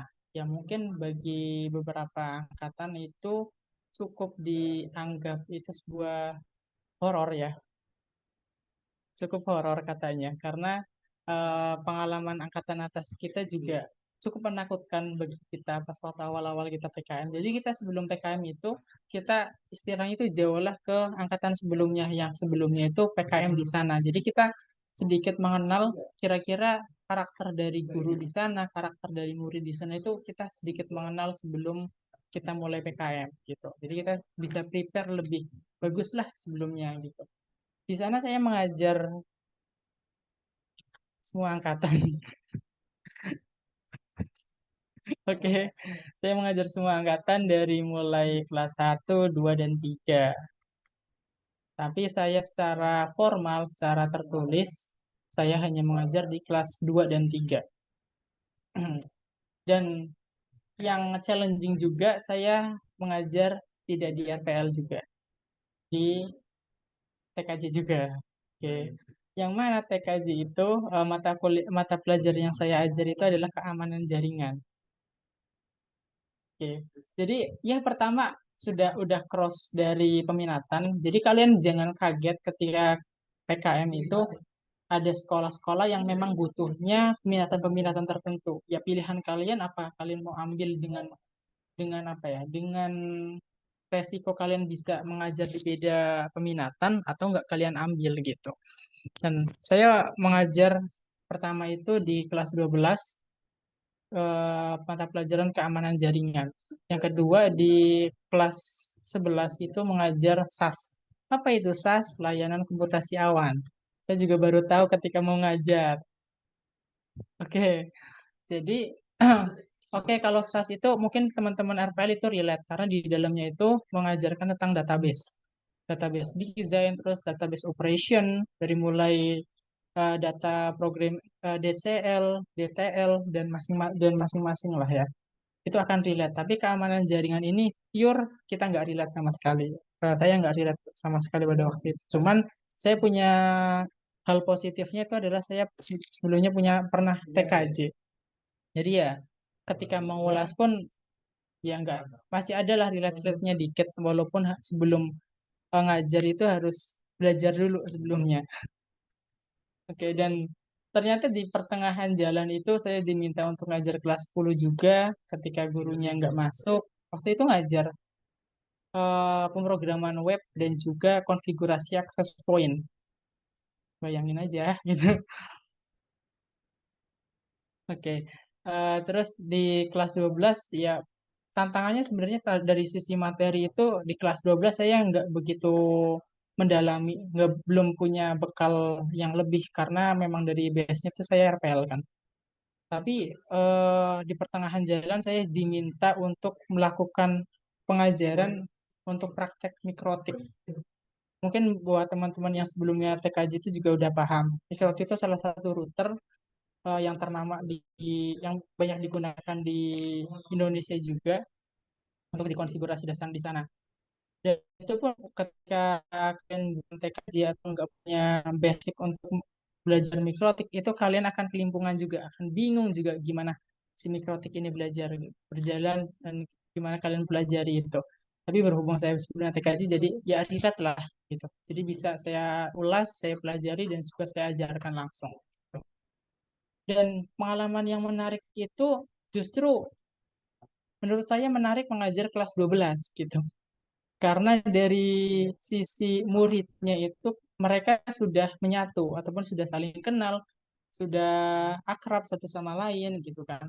Jadi ketika kita bertemu langsung, waktu itu kan sempat online dan juga sempat offline juga. Offline-nya itu hanya hari-hari tertentu. Hari Selasa sama Rabu atau Selasa sama Kamis. Atau Senin, Rabu, Kamis, lupa. Ini ada hari-hari tertentu kita offline di sana dan kita ngajar langsung di sana. Mungkin bagi teman-teman waktu itu ya agak kaget juga karena tiba-tiba offline dan ya kan berhubung kita sebelumnya online kan. Jadi agak kaget juga.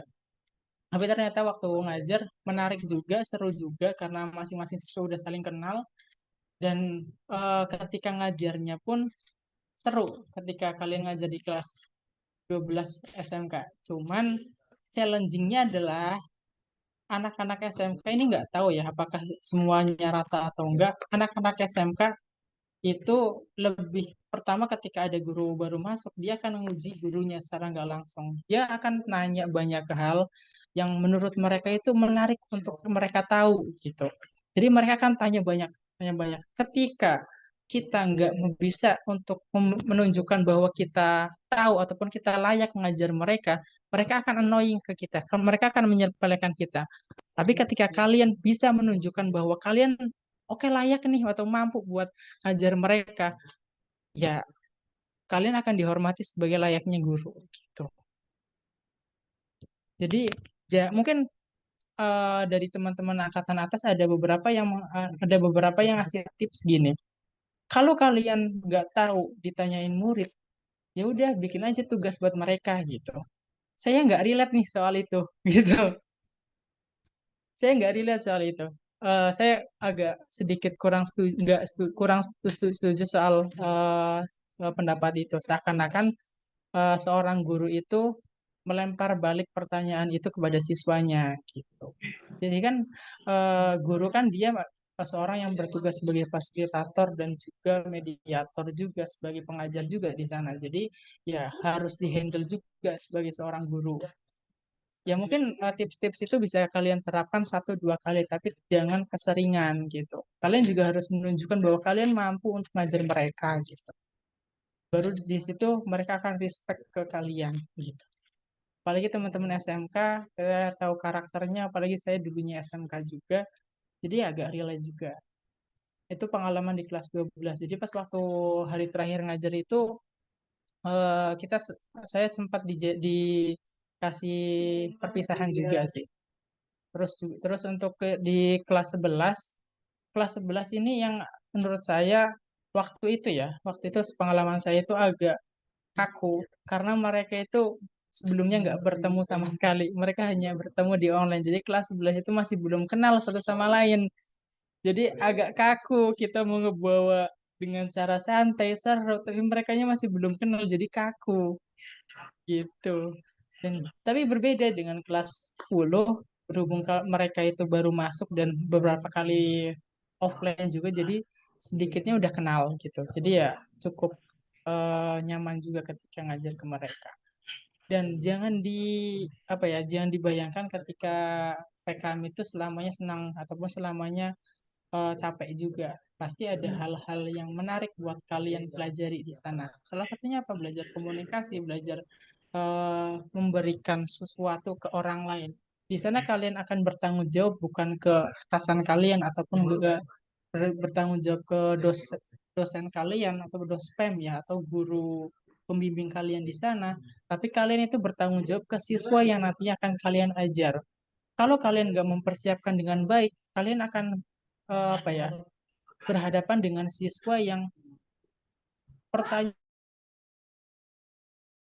kalian nggak siap ya, kalian akan dikasih pertanyaan yang banyak banget dan kalian nggak jawab. Ketika kalian nggak jawab, ya kalian akan bingung gitu ketika menghadapi siswa. Jadi kalian harus prepare sebaik mungkin ketika ngajar dan jangan sampai sekalinya kalian menyepelekan tugas guru di sana. Di sana kalian belajar sebagai guru, belajar mengayomi sebagai siswa dan ini pesan buat teman-teman yang mungkin punya minat menjadi guru ataupun nantinya pengen jadi guru, jangan sampai profesi guru itu jadi pelarian buat kalian. Ini profesi yang sangat mulia bagi saya dan mungkin bagi teman-teman semua. Jadi jangan sampai menjadi guru itu sebagai pelarian. Gitu sih. Ini itu pengalaman PKM saya. Cukup menarik sih. Iya, baik. Makasih Bang, banyak banget tuh tadi pengalamannya. Mulai dari belajar lintas jurusan ya, ada-ada Betul. aja, bisa aja. Kita bisa aja nemu pengalaman kayak gitu kalau PKN lah. Yang penting kitanya balik tadi ya harus menyiapkan diri dengan itu agar nanti ke siswa pun siswanya juga menghargai kita karena kita punya Ya, persiapan yang baik. Nah, berhubung sudah jam segini nih, kita kasih kesempatan deh buat boleh. audiens gitu ya, para hadirin teman-teman sekalian yang mau bertanya seputar peminatan RPL ke Bang Syafik atau pengalaman Bang Syafik lebih lanjut tadi ya tentang PKM atau PKL, boleh banget. Boleh silakan untuk raise hand ataupun bertanya melalui kolom chat ya. Ada berapa banyak nih? Boleh banget ditanya-tanyain ke Bang Syafik. Nah, selagi kita menunggu nih. Oh, ini ada pertanyaan pertama. Izin bertanya, dari Juanda Haryanto, PTIK 2023. Izin bertanya Bang, bahasa apa nih yang relevan untuk dipelajari pada saat ini dan kenapa alasannya? Boleh silakan Bang Syafik dijawab. Oke. Yang relevan dipelajari saat ini sebetulnya relevannya pun subjektif juga, tergantung perusahaan itu sedang bergerak di bidang apa dan sedang punya visi apa. Kalau sekarang perusahaan-perusahaan yang sifatnya itu kebutuhan teknologinya tinggi, mereka akan mulai untuk melakukan digitalisasi dan juga mengubah sistem mereka dari mulai sistem yang monolith ke microservice. Mungkin kalian coba cari itu ya. Ya, nanti kalau saya jelaskan agak panjang soalnya. Nah, dari monolith ke microservice. Perusahaan-perusahaan seperti itu akan banyak membutuhkan programmer dari bahasa Golang, suatu bahasa yang diciptakan oleh Google gitu. Itu yang pertama. Yang kedua, perusahaan-perusahaan yang baru mencoba mendigitalisasi perusahaannya. Kalau perusahaan yang baru mencoba digitalisasi perusahaannya, nggak perlu bahasa-bahasa yang tingkat tinggi.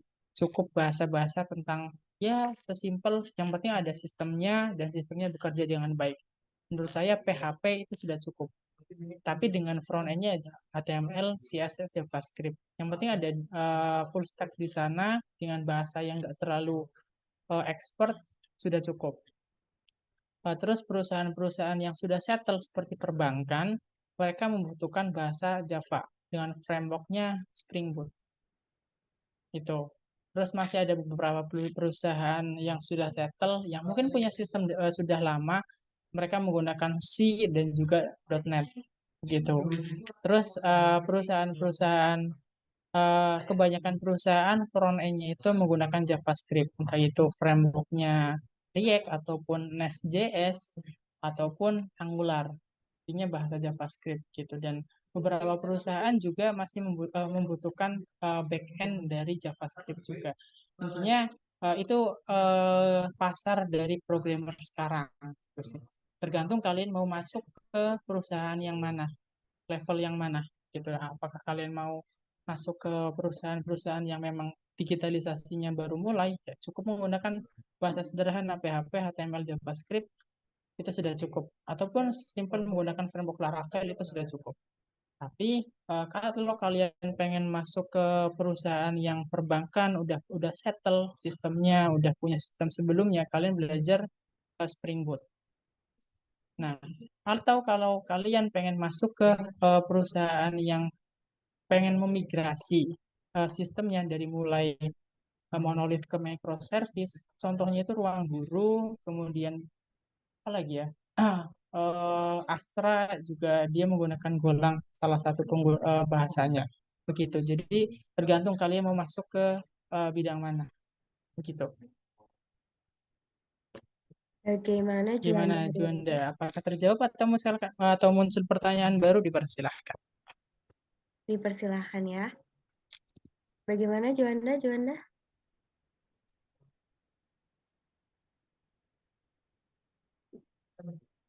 Apakah menjawab? Oh, aman, maka aman Bang, makasih. Baik, ada lagi pertanyaan? Tadi ini udah disinggung ya soal tergantung jenis perusahaannya, bisa aja kita menggunakan bahasa pemrograman yang berbeda. Ada tadi Golang, yang terbaru tuh Golang ya Bang ya? Ya, Yang lagi naik sekarang itu Golang. Beberapa tahun lalu itu JavaScript, terus sekarang yang lagi naik yang lagi naik tuh Golang dan Java sih. Jadi ya secepat itu sih eh, perpindahan peminatan bahasa ya. Tapi secara statistik dunia atau statistik aplikasi, PHP masih merajai sih. Ah ya, PHP masih merajai, masih Iya, banyak digunakan memang. masih banyak Ya, digunakan. baik. Baik, kalau ada pertanyaan lain boleh ya dipersilakan untuk raise hand-nya ataupun untuk di chat di Kalian sini. bisa tanya terkait teknis dunia kerja ataupun kalian bisa tanya tentang eh, prospek mengajar. Jadi bebas, nggak harus dulu tentang kerja di industri, tapi dari sisi pendidikan juga masalah. Iya, bebas tanya tadi ya. Mau prospek kerja boleh, mau misalkan kan kita PTK ini bisa dua ya, bisa sebagai ahli IT gitu ya, bisa developer dan sebagainya, atau bisa juga sebagai guru. Dengan saran tadi ya, kalau guru ini diusahakan jangan dijadikan cadangan gitu ya, alih profesi, karena tanggung jawabnya adalah kita mengajar mahasiswa nih, mengajar siswa gitu. Ada tanggung jawabnya tersendiri. Boleh ada lagi pertanyaan? Kalau tidak ada, saya punya pertanyaan juga nih Bang. Nih, saya penasaran soal skripsi Bang. Boleh ya nanya-nanya? Boleh, boleh. Kira-kira Bang Syafiq punya cara tersendiri nggak nih untuk mengatur persiapan skripsi ya? Yang pasti kan cari judul. Apalagi kalau sekarang nih skripsi kan semester 7 berbarengan sama PKM itu. Gimana Ya. sih Bang cara ngatur waktunya sama mengatur kegiatan kuliahnya juga yang lain gitu? Boleh diceritain. Oke, mungkin saya cerita dulu gambaran kenapa beberapa mahasiswa agak telat lulusnya. Oke, jadi memang menurut saya sih emang seberat itu di PTIK sih, karena kita diwajibkan dengan dua kegiatan besar. Pertama PKL, yang kedua PKM. Dan menurut saya kegiatan terberatnya itu bukan di PKL, tapi di PKM. Karena kalian harus in charge secara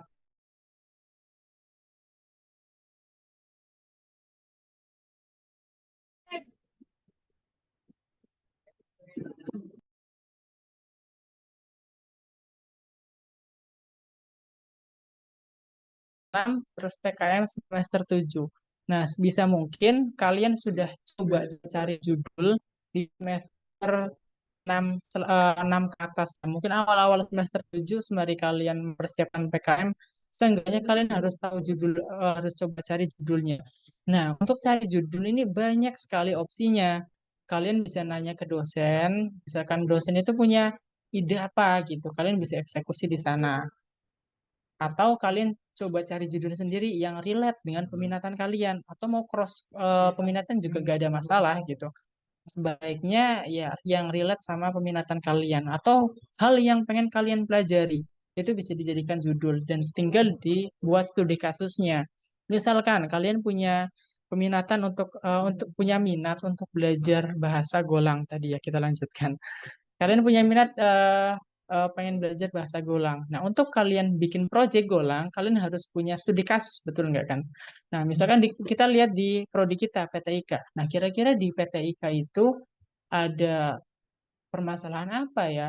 Misalkan di PTIK itu nggak ada nih referensi untuk mahasiswa PKL. Jadi ketika mahasiswa yang mau PKL, dia harus cari sendiri, dia harus muter-muter sendiri ke tempat perusahaan atau harus cari sendiri. Intinya benar-benar mandiri.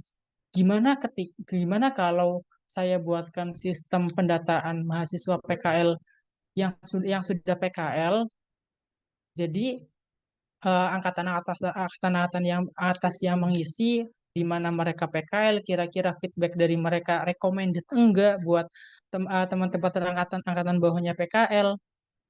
Jadi nantinya itu bakal dijadiin data referensi teman-teman angkatan bawah untuk memilih tempat PKL-nya. Jadi lebih mudah nih dibanding kalian bener-bener cari ke masing-masing perusahaan. Jadi ada referensi. Studi kasusnya itu bahasa pemrograman yang pengen kalian minat, yang pengen kalian pelajari itu ada Golang gitu. Tinggal kalian buat satu judul yang relevan ke sana gitu. Misalkan membuat pengembangan sistem pendataan PKL untuk menunjang mahasiswa PKL atau menjadikan referensi bla bla bla bla menggunakan bahasa Golang gitu. Sesimpel itu sebetulnya. Tinggal kalian kreasikan dengan peminatan kalian dan eh, kasus apa yang terdekat dan paling dekat sama kalian yang kalian rasakan, entah itu administrasi ataupun kalian punya kasus-kasus di tempat kalian PKL, tempat kalian PKM, itu bisa bisa dijadikan kasus untuk skripsi. Itu yang pertama. Nah, selama PKM itu kadang ada beberapa mahasiswa yang masih bisa menyempatkan dirinya untuk mulai mengerjakan skripsi. Itu bisa dimulai di sana. Tapi waktu itu kasus saya kan mengajar di 3 kelas ya, maksudnya dari kelas 11, 10, 11, 12, jadi cukup agak agak penuh. Jadi saya baru mulai skripsi full itu di semester 8, semester terakhir. Menurut saya itu semester 8 itu benar-benar mepet banget teman-teman. Karena kalian harus menyiapkan bab 1, 2, 3, sampai bab 5. Kalian harus sempro dulu, baru sidang kan ya. Menurut saya itu agak mepet, tapi kalau kalian komit mengerjakan itu masih mampu. Nah, problemnya apa? Kenapa sih banyak mahasiswa ataupun banyak teman-teman yang agak agak butuh waktu lebih banyak lagi mengerjakan skripsi, yaitu jeda antara PKM ke mengerjakan skripsi. Coba kalian bayangin, ini kalian berhubung kalian masih belum merasakan itu ya. Coba kalian bayangin, ketika kalian PKM, kalian dituntut untuk mengerjakan semuanya dari mulai administrasi, bikin materi, bikin silabus, bikin soal, ngoreksi soal. Ya sebanyak itu kalian kerjakan, otomatis ya pressure kalian tinggi dan waktu yang kalian habiskan dan tenaga yang kalian butuhkan itu banyak juga. Jadi ketika selesai PKM, ya pengennya kalian istirahat. Oke. Dan istirahatnya itu yang kadang-kadang kita sampai terlena atau kebanyakan istirahatnya. Kita harus lihat, mungkin oke, misalkan kalian butuh istirahat, ya ada nggak ada masalah kalian istirahat, take your time, tapi istirahat secukupnya gitu. Kalian juga harus siap-siap untuk melangkah mengerjakan skripsi. Atau lebih baik ketika kalian punya waktu untuk mengerjakan skripsi di semester 7, itu lebih baik gitu, lebih bagus. Dan ketika kalian udah punya judul, coba langsung komunikasikan ke dosen gitu. Kalau kalau kalian udah diizinkan mengambil dospem atau ditunjukkan dospem untuk kalian itu lebih bagus gitu. Nah, oke. Jadi kebayang nggak tuh beban ketika kita PKM selesai, ya pengen istirahat ditambah skripsi itu nggak ada pressure teman-teman. Jadi kalian nggak ada tugas misalkan, oke kalau tugas biasa itu kan maksimal tanggal sekian harus dikumpulkan. Nah, kalau skripsi itu nggak ada, teman-teman. Jadi pure dari diri kalian sendiri. Gitu. Dari diri kalian sendiri, kalian harus menentukan target kalian, kalian harus mengatur diri kalian. Nah, saya juga merasakan hal yang sama. Jadi ketika selesai PKM, ya bawahnya pengen istirahat gitu. Jadi untuk coba sedikit demi sedikit mengerjakan skripsi itu simple buat saya gitu. Simpelnya itu saya harus luangkan waktu 2 jam setiap harinya untuk fokus mengerjakan skripsi. Nggak ada gangguan apapun. Dari handphone, dari Discord, dari game, dari apapun. 2 jam fokus gitu.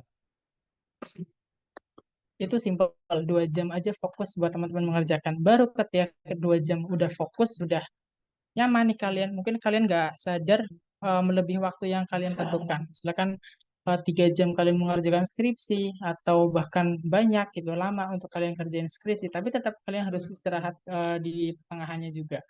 Tapi ketika kalian sudah tetapkan waktu untuk mengerjakan skripsi, kalian udah harus komit tanpa adanya gangguan apapun gitu. Itu yang mungkin ngeboost saya akhirnya komitmen untuk setiap hari mengerjakan skripsi sih. Ya cukup biasa hari-hari kerja, setelah itu weekendnya ya istirahat biasa gitu. Jadi nggak terlalu forsir banget mengerjakan skripsi, tapi komitmen itu harus kalian bangun dari awal, dari mulai ngebikin judul, terus ngebikin bab 1. Bab 1 itu yang menurut saya agak tricky, terlalu lama saya di bab 1 karena dia harus ngasih, kita harus membuat ide kita sebanyak mungkin di sana. Baru di bab 2, bab 3, bab selanjutnya itu mengikuti. Jadi paling lama itu bab 1 karena harus full ide di sana gitu. Baru ketika udah kalian konsisten 2 jam per harinya bisa kalian naikin, bahkan ketika kalian udah punya udah dekat nih misalkan waktu untuk sidangnya atau waktu untuk seminar terakhir tanggal sekian daftarnya gitu. Kalian secara nggak sadar pasti akan ngebus pengerjaan kalian sih gitu. Dan kalian juga harus temukan circle ataupun kalian harus bentuk satu kelompok yang sama-sama komit untuk mengerjakan skripsi. Karena kalau kalian ya pure sendiri banget, ketika kalian coba nanya ke teman yang lain, gimana progres skripsi kalian? Kalau kalian tanyanya ke orang yang belum ngerjain, justru kalian dimarahin. Ngapain sih nanya-nanya gitu? Gitu nggak asik gitu kan. Tapi kalau kalian nanyanya ke sama-sama yang sedang mengerjakan skripsi, ya itu akan saling membantu sama lain. Intinya kalian harus tanya ke orang-orang yang satu perjuangan sama kalian gitu. Sama dosen, kita juga nggak bisa mengkiri bahwa respon beberapa dosen kita ada yang agak lama ya. Tapi usaha kita sebagai mahasiswa, kita harus sering follow up terkait permintaan kita. Entah itu review, terus revisi, ataupun permintaan tanda tangan itu harus kita push sebaik mungkin, sesopan mungkin, entah itu harus ke kampus ya ke kampus gitu. Jadi pure usahanya itu di kita. Selebihnya ya kita serahkan aja ke dosennya bisa ngabarin kapan. Terus juga kalian harus tahu karakter dari dosen pembimbing kalian. Misalkan saya waktu itu pembimbingnya Pak Haji. Pak Haji itu slow respon banget gitu. Dan beliau kadang baru respon itu tengah malam. Benar-benar tengah malam. Dan beliau itu nggak ada masalah ketika kalian nanya di tengah malam juga. Jadi ya ketika beliau respon, saya langsung banyak-banyak tanya gitu. Itulah ya salah satu cara ketika kalian sudah tahu karakter dosen kalian gitu. Dan sebisa mungkin kalian juga harus tahu eskalasi dari proyek yang sedang kalian kerjakan. Misalkan kalian sedang ngebikin satu aplikasi. Nah, aplikasi ini punya beberapa fitur gitu. Nah, fitur ini kalian harus bisa memperkirakan selesai di berapa lama gitu. Jadi, ketika kalian melihat timeline akademik, kalian bisa pas banget sama waktu pendaftaran entah itu seminar atau sidang gitu. Jadi kalian juga harus coba analisis kira-kira si project ini bisa selesai nggak nih, bisa diselesaikan nggak sampai ke waktu sidang itu, begitu. Terima kasih Bang atas jawabannya, ceritanya, pengalaman-pengalamannya. Lumayan banyak juga sih ya. Dan balik lagi, kalau untuk soal skripsi itu tergantung dari mahasiswanya, tergantung dari kitanya Ya, bagaimana kita mengusahakan untuk lulus tepat waktu, lulus dengan waktu yang tepat, itu tergantung semuanya tergantung dari kita. ya. Baik, mungkin karena waktunya sudah mencukupi juga nih ya Bang, berarti kita bisa tutup. Sebelumnya terima kasih Bang Syafiq atas waktunya dan kesempatannya untuk hadir di acara MVP hari ini. Dan terima kasih juga nih banyak banget ilmu yang kita dapat. Mungkin yang lain yang belum sempat bertanya mungkin bisa ada cara gitu mungkin Bang untuk menghubungi Bang Syafiq kalau misalnya mau nanya-nanya lebih lanjut. Boleh bisa di chat di IG, nggak ada di DM di IG, nggak ada masalah. Boleh, Mungkin IG saya lupa. boleh Kalau nanti nggak salah mungkin itu ya. IG-nya bisa teman-teman lihat di kolom chat ya. Mungkin yang masih mau nanya-nanya lebih lanjut soal peminatan RPL, soal proyek-proyek yang pernah dikerjain Bang Syafik ataupun pengalaman-pengalaman beliau selama PKM atau PKL dan itu Atau boleh banget menghubungi IG DM IG tersebut ya.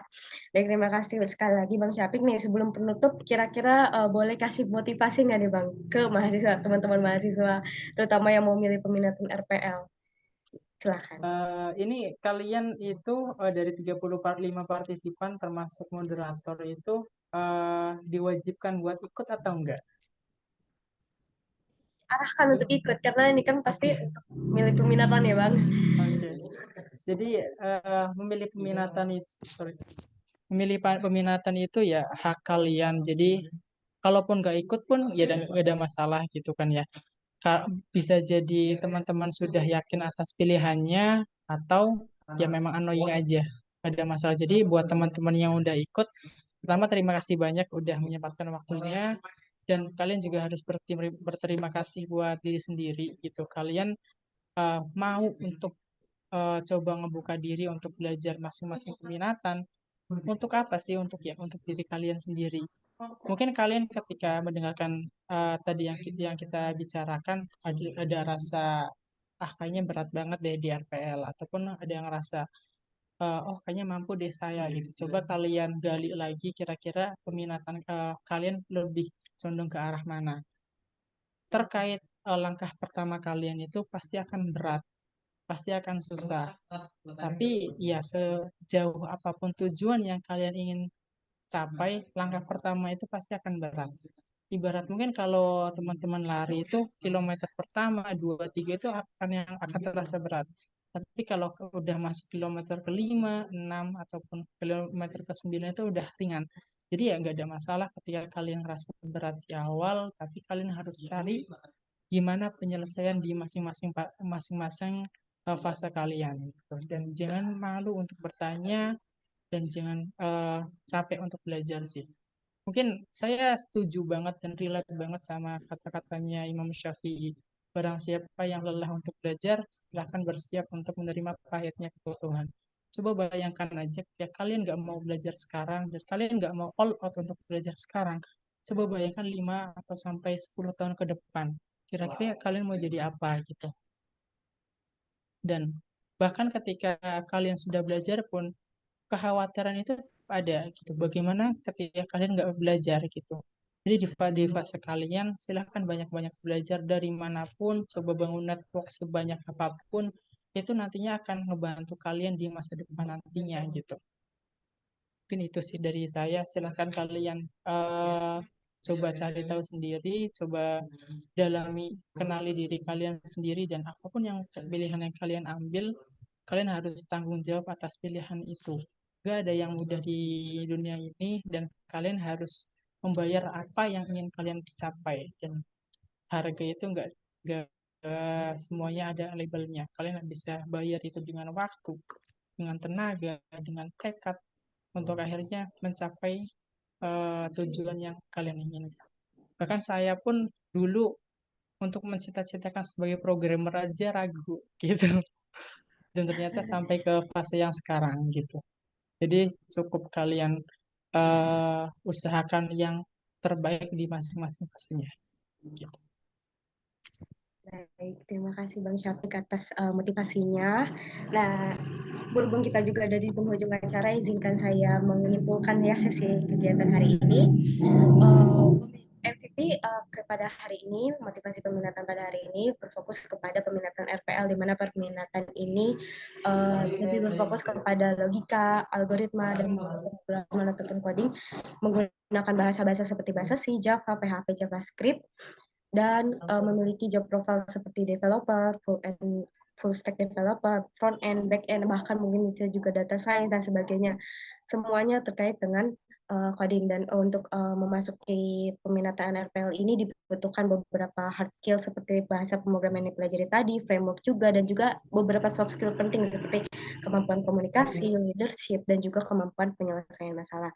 Nah, bagi teman-teman yang memang sudah dari menyaksikan pembicaraan hari ini, mungkin saya sudah minat-minat mengenai peminatan RPL, boleh banget dipikirkan kembali karena peminatan ini kan kita mulai milihnya kalau nggak salah semester 5 ya, dan di situ sudah menjadi langkah berikutnya kalian untuk kemudian PKL, PKM, dan juga bahkan skripsi kalau bisa disesuaikan dengan peminatan. Jadi dipilih dengan baik-baik, dimasukkan diterima dipertimbangkan juga saran-saran dari Bang Syafiq yang sudah diberikan sebelumnya. Mungkin itu kesimpulan dari saya. Dari Bang Syafiq ada closing statement atau apa? Cukup baik. Terima kasih sekali lagi Bang Syafiq atas waktu dan perhatiannya dan kesempatannya untuk menghadiri acara FIP kali ini. Sebelum pergi mungkin ada baiknya kita dokumentasi dulu lah ya. Boleh untuk bagi peserta, panitia dan sebagainya.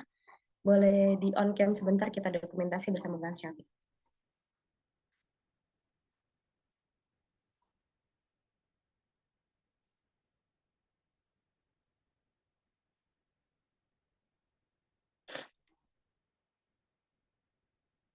Boleh, ini sesi dokumentasinya saya pimpin. Operator sudah siap? Siap? Oke. 3, 2, 1. Lagi? Satu kali lagi ya mungkin ya. 3, 2, 1.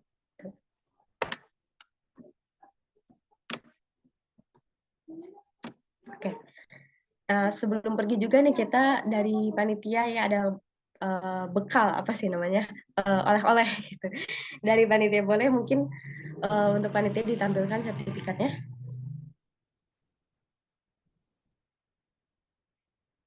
Ya, untuk Bang Syafik, terima kasih atas kesempatannya sekali lagi.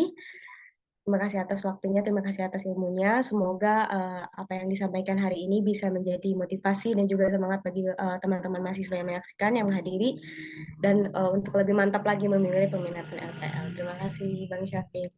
Ini dokumentasi lagi ya? Boleh? Mungkin operator diintersiapkan lagi.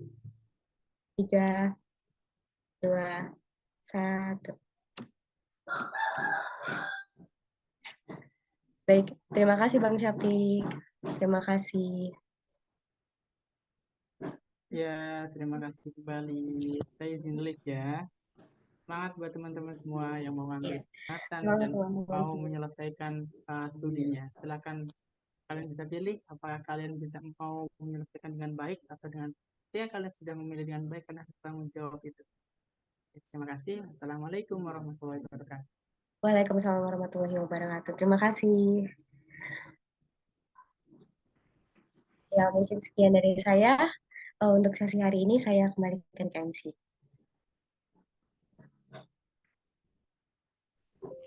Ya, terima kasih untuk Kak Chelsea. Oke, teman-teman, untuk selanjutnya kita ada penyerahan sertifikat untuk moderator. Untuk operator, mohon untuk menampilkan sertifikatnya ya.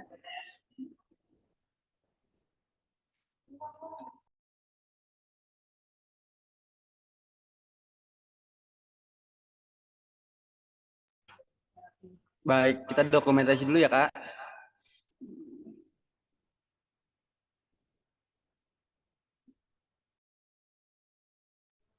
Satu, dua, tiga.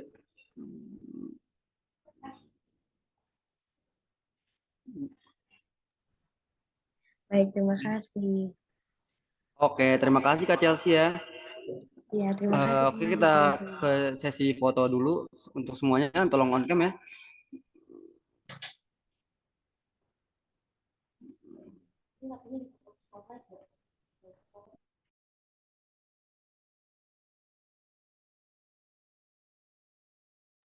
Ayo dong teman-teman, pada on cam semua dong.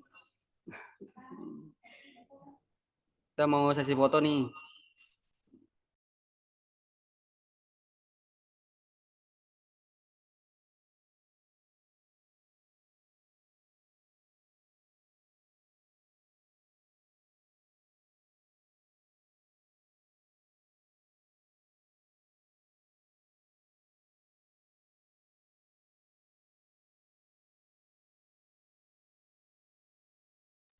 Ayo teman-teman, pada buka dulu kameranya. Kita mau ada sesi foto dulu nih.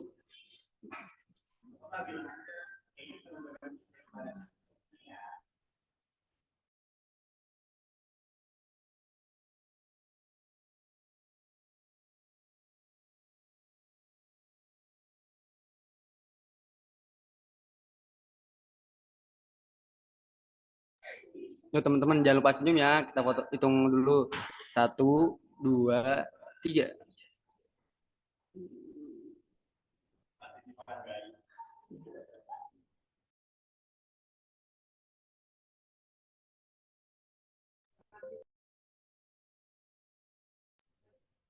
Ya, selanjutnya 1, 2, 3.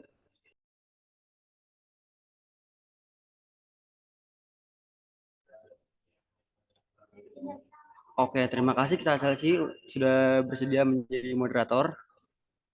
Selanjutnya, jadi gimana nih teman-teman pemaparan materinya? Seru bukan? Semuanya sudah mantap kan mau pilih RPL? Ayo dikasih dulu reaksinya teman-teman.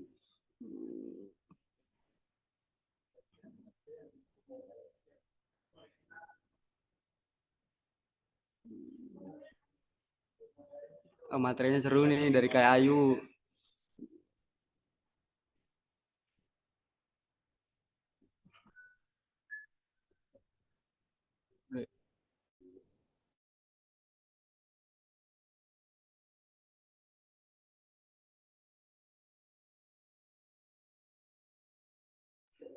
Oke, karena kita sebentar lagi di penghujung acara, eh, eh, selesai sudah acara motivasi peminatan pada hari ini. Terima kasih banyak kepada Bang Syafiq selaku pembicara MVP hari pertama. Dan terima kasih juga kepada Kak Chelsea yang sudah bersedia menjadi moderator acara MVP pada siang hari ini.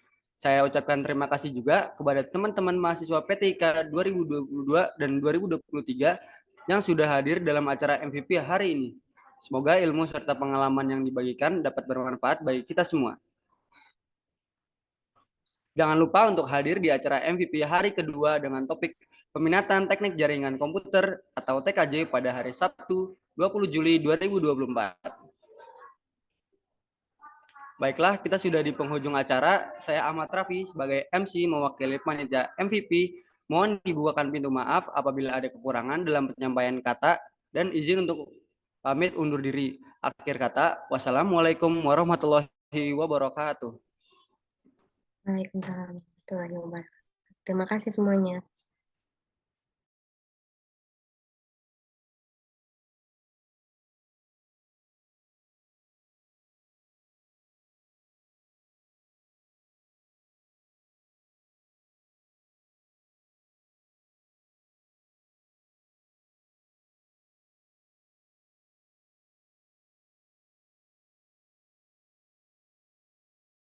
Jangan lupa join ya teman-teman di acara MVP hari kedua.